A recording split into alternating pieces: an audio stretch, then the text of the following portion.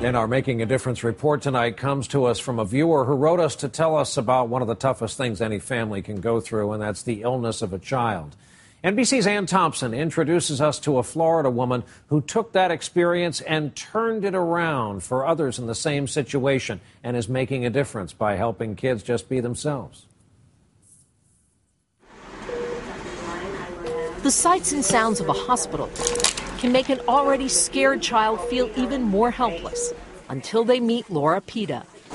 With the birthday girl like a tutu.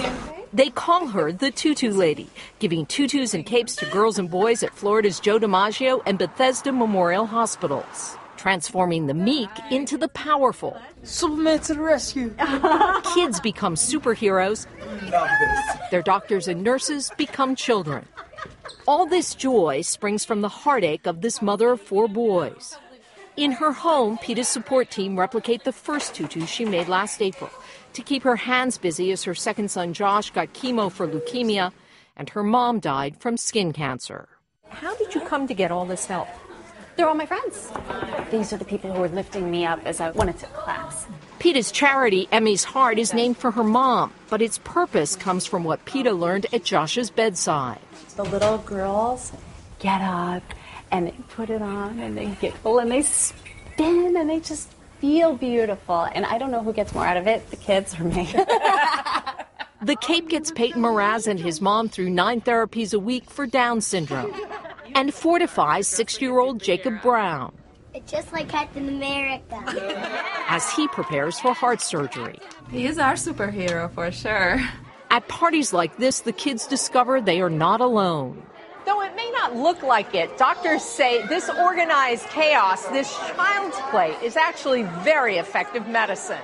Now you're a superhero. For the patients, I wish it could fly for real. And the doctors. Sometimes we're stressed out, and to see the children running around and happy, it's a good thing for all. Indulging for a moment what no illness can take away, the desire to just be a child. Anne Thompson, NBC News, Boynton Beach, Florida. About a year ago, Josh was diagnosed with an acute form of leukemia, and since that time he's been receiving chemotherapy on and off at our hospital. Like many parents, Josh's mom was sort of looking for something to do. Despite the fact that she was caring for her child who had just been diagnosed, she just, I think, felt this need to do something, and she came up with this great idea of making these capes and these tutus and giving them out to patients. Every time that Josh comes into the office or the hospital to see me, she is always sitting in the corner working on some project. She's either making a tutu or making a cape or whatever the newest project that she's had.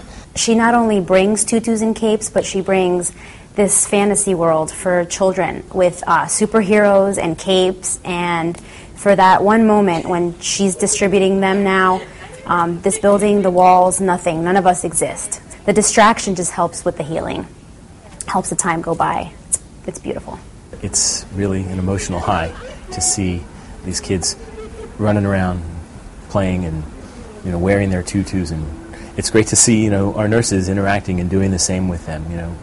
Every so often we'll see that the nurses are wearing them as well. There are a lot of moments that are very difficult, and when somebody comes around and just somebody like Laura Pita, who has the most outgoing personality, comes to the door, knocks, and has this rack full of colorful tutus, the girls, the boys, they get so happy for that time. Those of us that went into this field, we did it because we feel a connection to these kids outside of just treating their medical needs. Kids don't leave their desire to be a kid when they cross the threshold into the hospital. So having these things lets them, it's just one way where they keep continuing being a kid.